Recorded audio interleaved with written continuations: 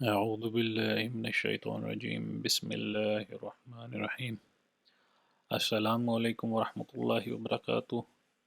آپ سب کو سب سے پہلے خوش آمدید۔ آم، آج ہم وقاص مسیح صاحب نے ہمیں کمنٹ کیا تھا کہ ہم حضرت عیسیٰ کے بارے میں حضرت عیسیٰ علیہ السلام کے بارے میں کچھ بیان فرمائیں، تو آج ہم اسی سلسلے میں یہ ویڈیو بنا رہے ہیں۔ تو اس سے پہلے کہ ہم حضرت عیسیٰ علیہ السلام پر کچھ دیکھیں، ہم کو دیکھنا پڑے گا کہ قرآن ہمیں کس طرح سے رہنمائی کرتا ہے آیات کی طرف، اور قرآن کس قسم کی آیات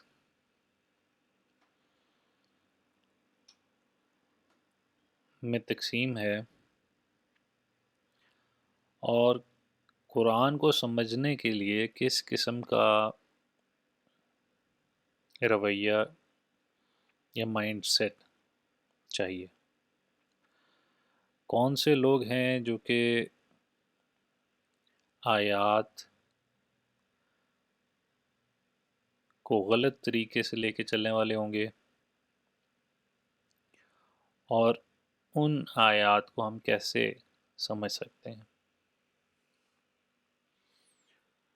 تو یہ بنیادی گراؤنڈ ورک ہے کہ جس کی بنیاد پر ہم قرآن کو سمجھنے کا ایک ڈھانچہ تشکیل دے رہے ہیں، خود قرآن کی ہی آیات کے اوپر، اور باقی تمام کام اسی بنیاد کے اوپر ہمارا چلے گا۔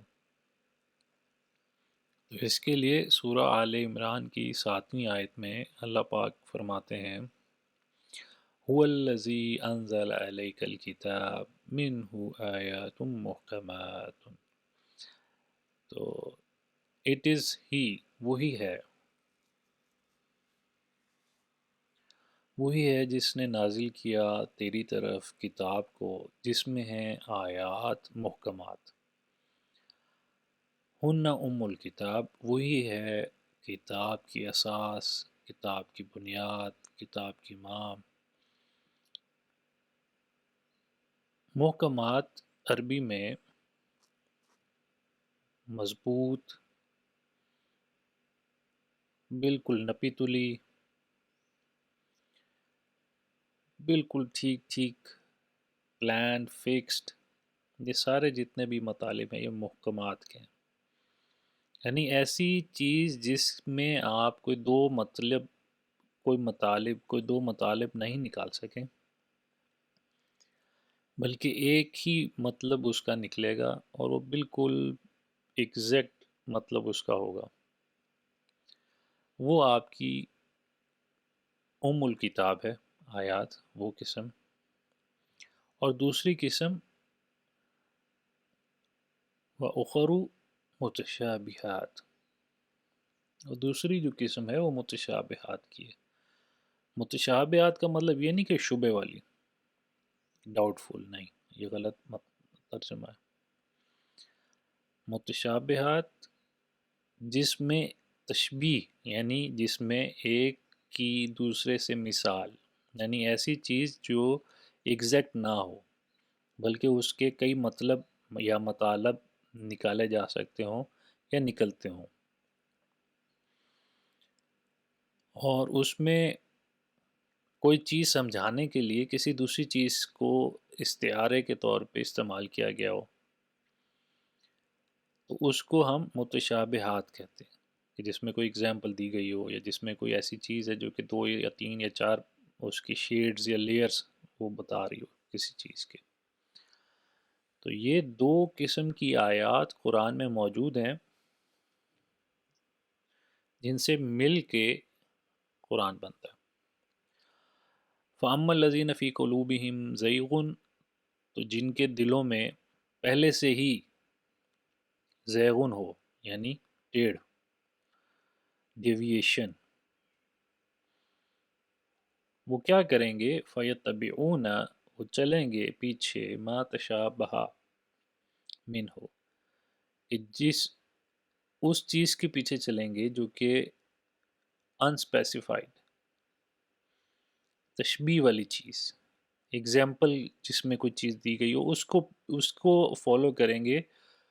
کیوں ایسا کیوں کریں گے؟ کیونکہ وہ فتنہ، ابتغاء الفتنہ، وہ دیکھنا چاہ رہے ہیں، وہ تلاش میں ہیں، وہ پکڑنا چاہ رہے ہیں فتنے کو، کہ کسی طرح سے ہم فتنہ اور فساد کی طرف لے کے جا سکیں۔ وہ ابتغاء تعویل، اور وہ ایسی انٹرپریٹیشن ہی ان کو سوٹیبل کرتی ہے جس میں کہ وہ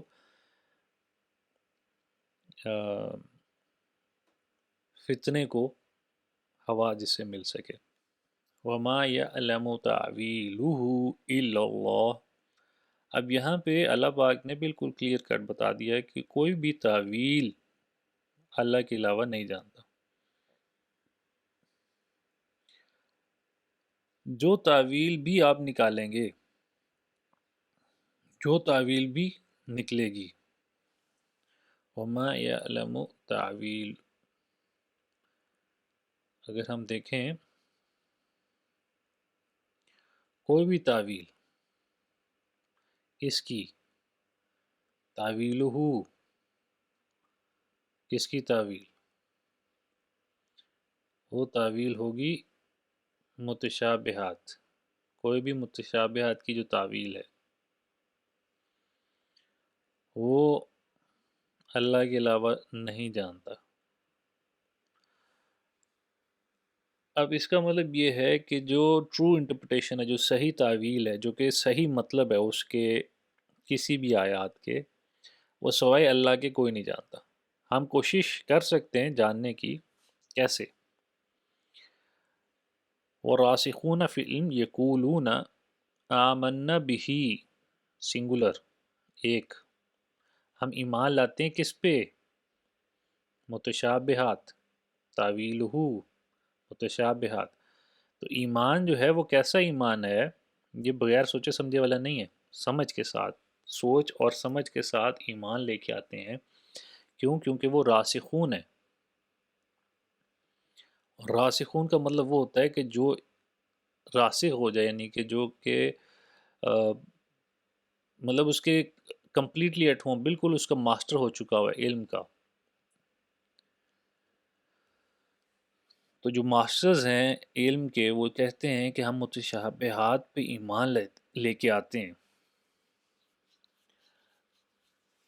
اس کا مطلب یہ ہے کہ جو تعویل ہے وہ آپ کی کسی بھی زمان میں ایک فکسڈ ٹائم فریم کے اندر ہوگی، کیونکہ کمپلیٹ تعویل اللہ کے پاس ہے، اور انسان صرف ایک ٹائم فریم میں، ایک سچویشن میں، ایک اس کی ایک لمیٹڈ نالج کی وجہ سے، علم کی کمی کی وجہ سے، وہ ایک خاص ٹائم فریم کے لیے تو اس کا مطلب نکال سکتا ہے، لیکن مکمل مطلب نہیں نکال سکتا۔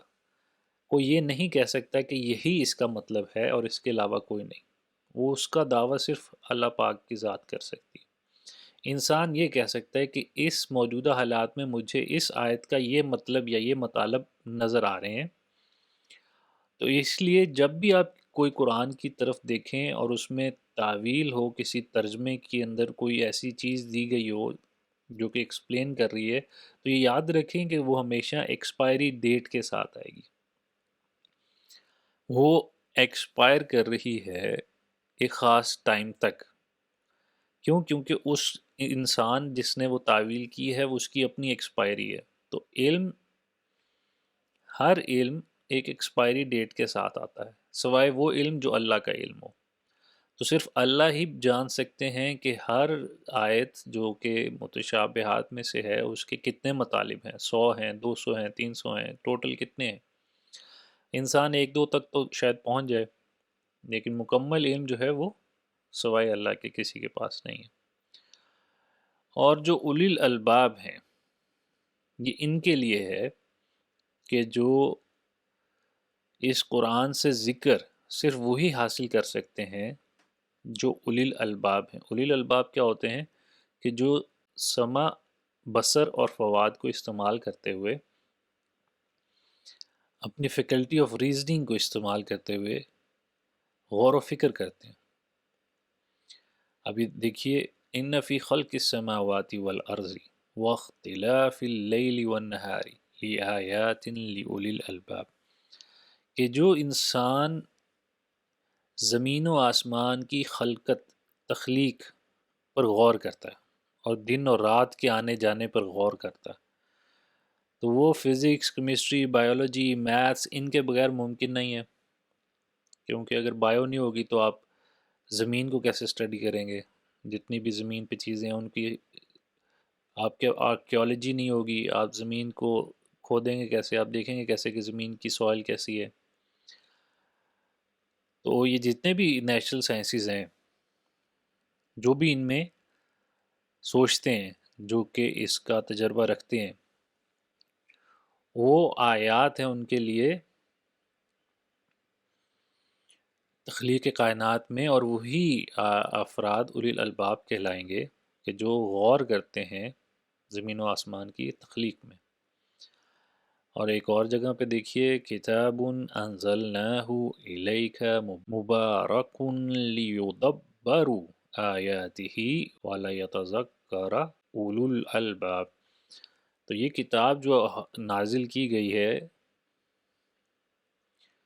اس پہ تدبر کی ضرورت ہے، ان آیات پہ تدبر کی ضرورت ہے۔ یہ تدبر اگر آپ کہیں گے کہ نہیں جی یہ تو صرف علم اللہ کے پاس ہے اور اللہ کے علاوہ کوئی نہیں جانتا، تو آپ تدبر کیا کریں گے پھر؟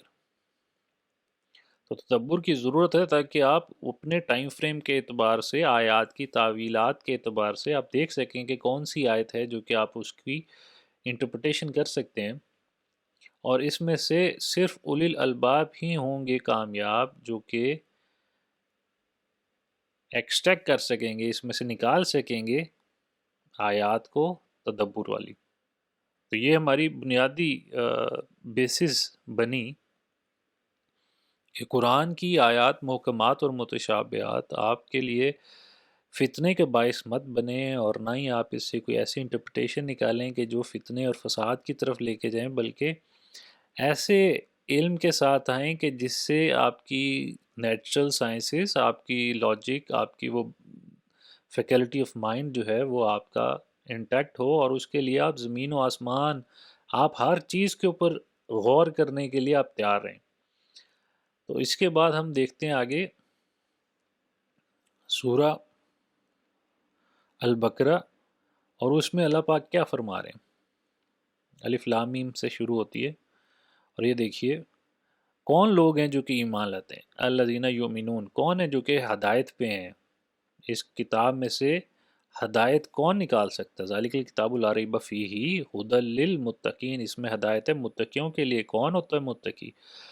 الذین یؤمنون بالغیب، جو غیب پہ ایمان لائے، وہ یقیمون الصلاۃ، اور صلاۃ اور قائم کرتے ہیں صلاۃ کو، اور جو کچھ ہم نے دیا ہے مما رزقناہم ینفقون، خرچ کرتے ہیں۔ اور یہ دیکھیے والذین یؤمنون بما انزل الیک، جو کہ ایمان لاتے ہیں آپ پر، جو نازل کیا گیا آپ پہ، وما انزل من قبلک، اور جو نازل کیا ہے آپ سے پہلے۔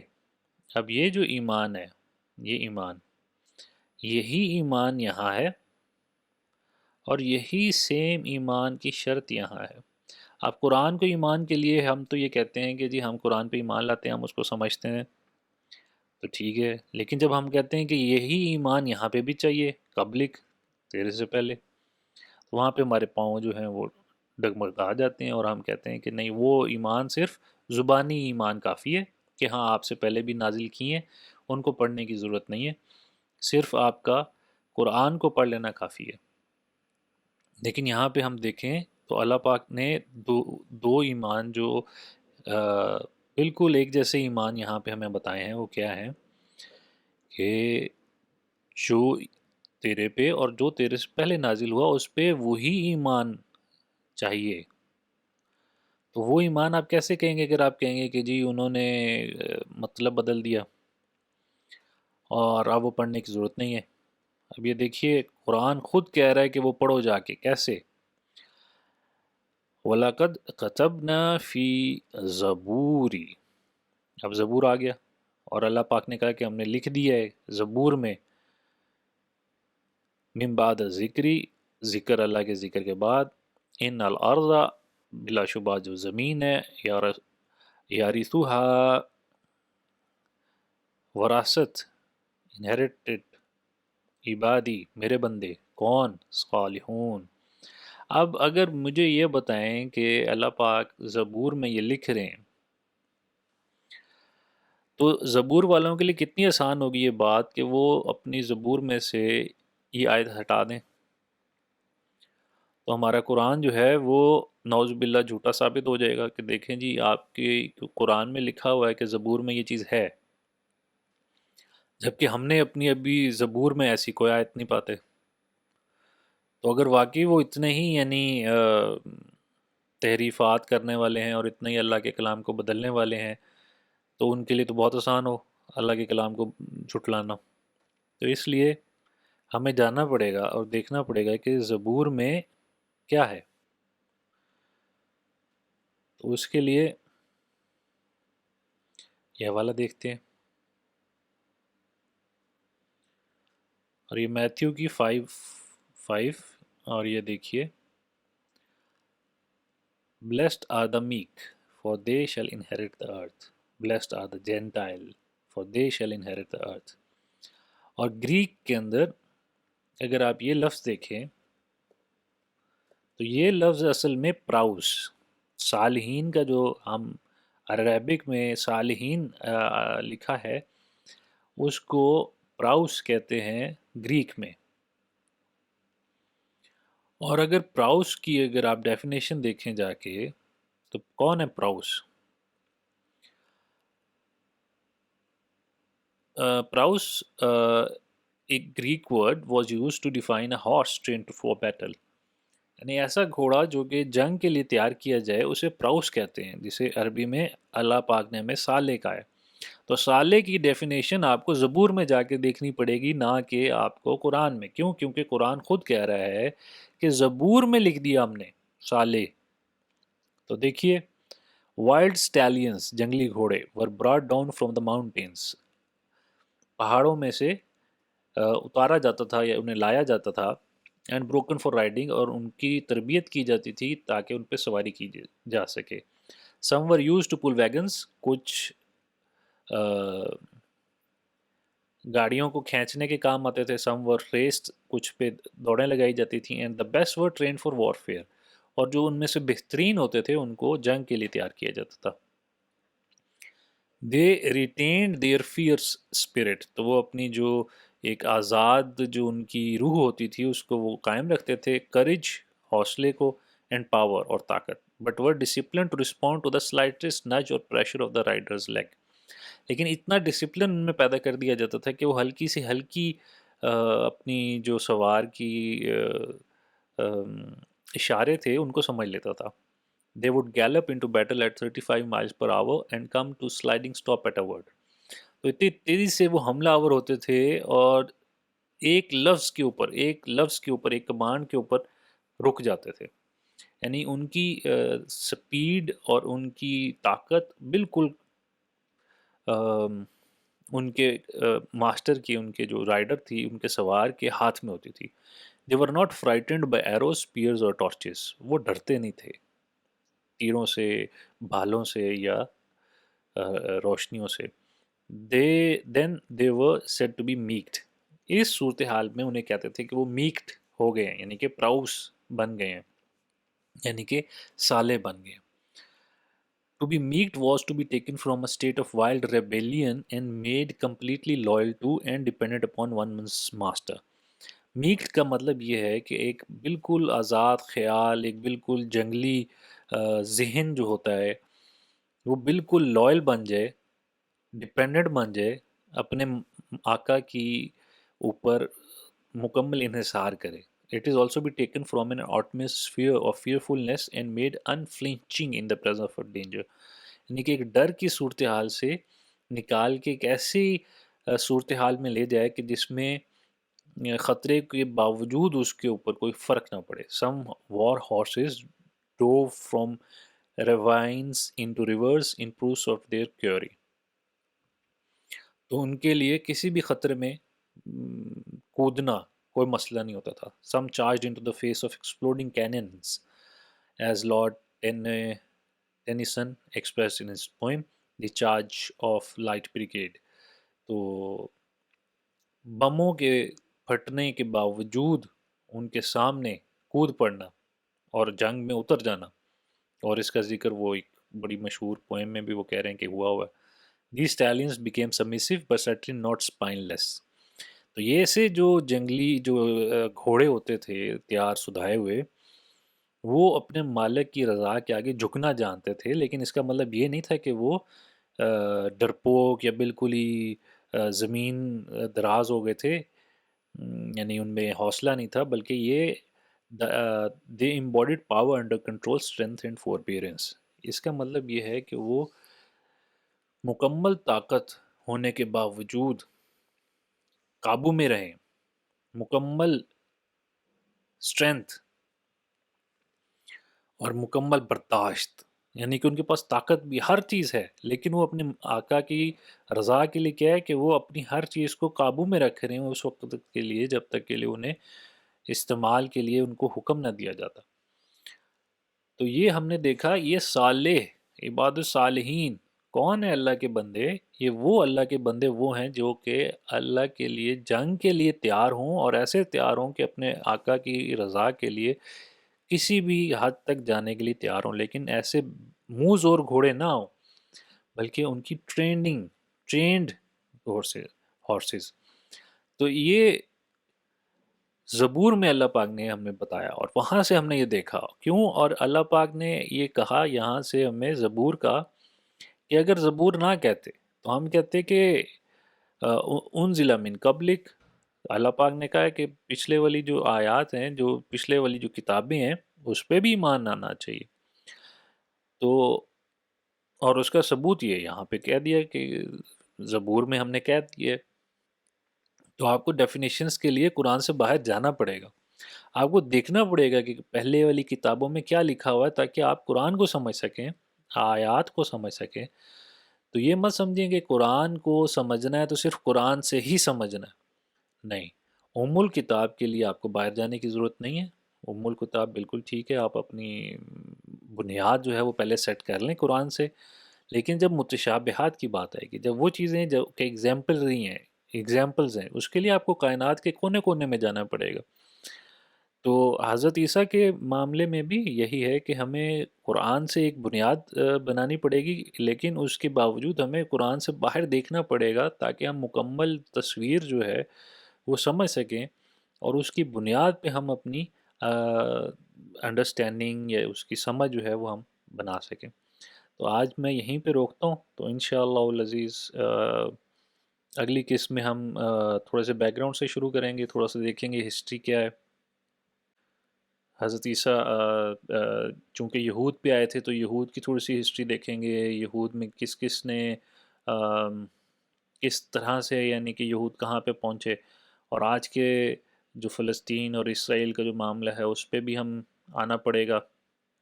تو یہ ساری چیزیں ہم دیکھیں گے، لیکن قسط بہ قسط. تو انشاءاللہ ملاقات ہوگی اگلی قسط میں. تب تک کے لیے اپنا خیال رکھیں، اپنے ارد گرد کا خیال رکھیں. السلام علیکم ورحمۃ اللہ وبرکاتہ.